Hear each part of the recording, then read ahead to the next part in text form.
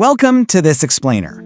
Today, we're diving straight into a massive economic mystery, and we're going to unpack exactly why our basic assumptions about global charity might actually be entirely wrong.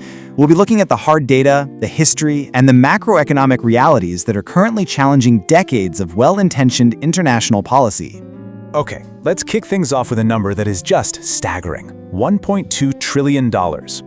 Over the last 50 years, more than $1.2 trillion in foreign aid has been poured into Africa. To put that into perspective, that is literally more money than the entire gross domestic product of countries like Spain, Australia, or South Korea. It's a monumental transfer of wealth, and it was entirely driven by this core belief that the root cause of poverty is, well, simply a lack of money. But here is where things get really complicated, because the data reveals a shocking paradox. When this massive influx of aid began, about 11% of Africa lived in extreme poverty.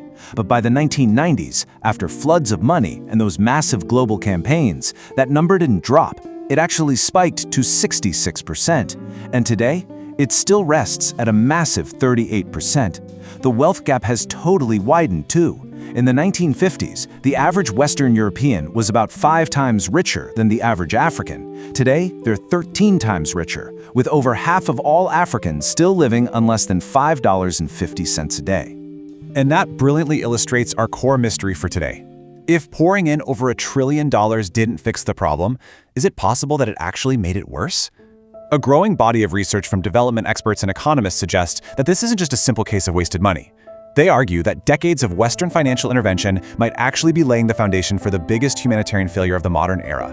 Which brings us to part 1, the Marshall Plan myth, and why the West believed money was the ultimate cure. Let's look at post-World War II Europe compared to 1960s Africa.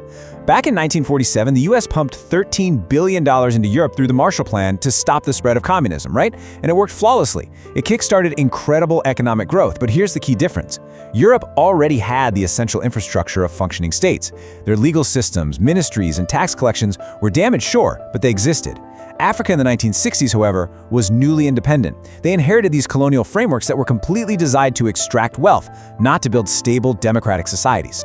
But ignoring those glaring differences, the West really believed they could just copy and paste the European miracle in Africa, partly to build allies and, let's be honest, secure massive reserves of natural resources like oil, copper, and diamonds. So the money started flowing. It was a massive ramp-up. Aid exploded from $500 million a year in the 60s up to $20 billion in the 90s, and then all the way to a record-breaking $50 billion a year by 2010. This explosion in funding was fueled by what researchers call the moral crusade narrative. You probably remember this: the charity singles, the massive public campaigns like Live Aid and Comic Relief.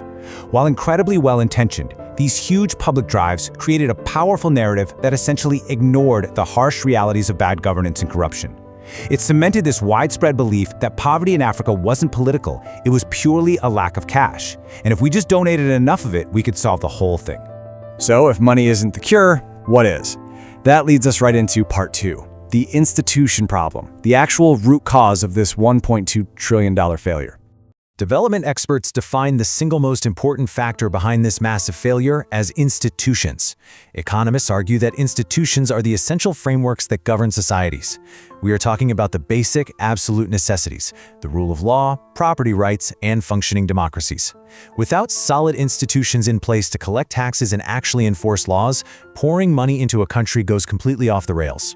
And sadly, this is where it gets pretty dark. Researchers estimate that 30% of all aid money received over the past 50 years has simply been lost to corruption. Think about that. We are talking about tens, potentially hundreds of billions of dollars effectively stolen. The source material highlights these stark contrasts, like government ministers literally spotted wearing $60,000 Rolex watches during anti-poverty meetings, all while 30% of the continent lives without clean water. So the absolutely crucial point here is that aid fundamentally breaks the accountability mechanism between a government and its people. In a normal democracy, citizens pay taxes, and in return, they demand services. If the government drops the ball, they get voted out. But take a country like Malawi. In the early 2010s, foreign aid funded more than 40% of their national budget. Millions were siphoned off by corrupt officials for luxury cars and private homes, but there was zero domestic political fallout. Why? Because the government's funding came from foreign donors overseas, not from the Malawian citizens themselves. This dynamic leads us to part 3, stifling local African economies, and the devastating impact of free goods. Imagine you're running a local business. When aid organizations flood your market with cheap or free donated goods, it is absolutely devastating to your local industry. Take the textile industry, for example. By the early 2000s, huge amounts of clothing sold in some African nations came from abroad as donations. While donated clothing sounds super helpful on the surface, it meant local tailors and factories couldn't compete with free. Because how do you compete with free? You don't.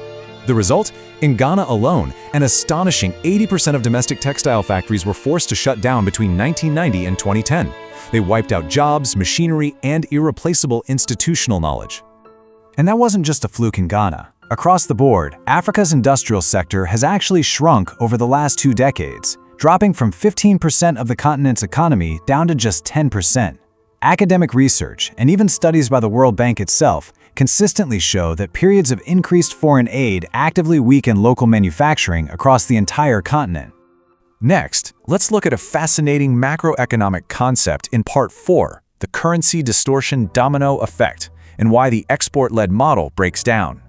It's known as the currency trap, and it's like a devastating domino effect. Here's how it works.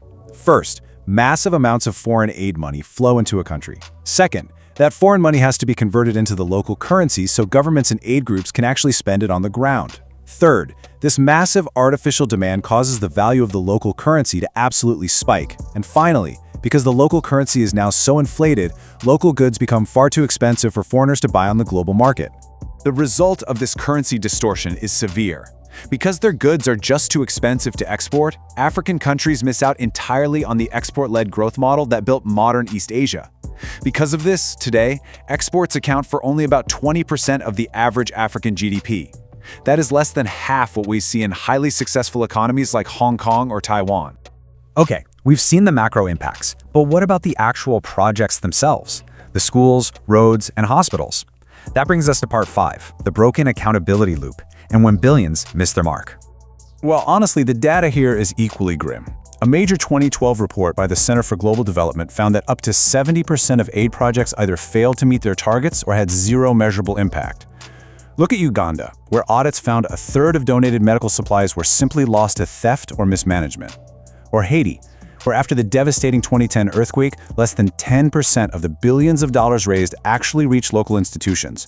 Most of it was just eaten up by foreign contractors and overhead. So why is the failure rate so incredibly high? Well, it goes back to that broken accountability loop. Think about it. In a competitive business market, if you sell a bad product, consumers go elsewhere and you go bankrupt. But in the aid industry, the people receiving the aid aren't the ones paying for it. If a project fails, the recipients can't exactly demand a refund or vote the donors out. There is absolutely no mechanism for rewarding success or punishing failure from the actual consumers on the ground. So how do we escape this cycle? Let's conclude with Part 6, rethinking global aid and escaping the cycle of dependency. First, we have to make a really clear distinction between short-term relief and long-term strategy. No one, and I mean no one, is arguing against emergency aid. It remains absolutely vital for immediate crises like famines, conflicts, and natural disasters. But the data shows that treating aid as a long-term economic development strategy has demonstrably failed to transform the continent as promised, and in many cases, it's actually hindered it. The evidence strongly points to the necessity of building self-sufficient systems from the inside out. The focus absolutely must shift away from endless foreign handouts and pivot towards supporting local business and building strong institutions. We have to foster environments where governments are entirely accountable to their own citizens, rather than relying on foreign donors to balance their budgets. Which leaves us with this final, really tough question. Does our current system of global aid actually create true economic growth, or does it simply fund a permanent cycle of dependency? It's a provocative thought to leave you with today, and it certainly challenges everything we thought we knew about global development. Thank you so much for joining me for this explainer, and I hope this provided a clear, eye-opening look into the complex reality of global economics.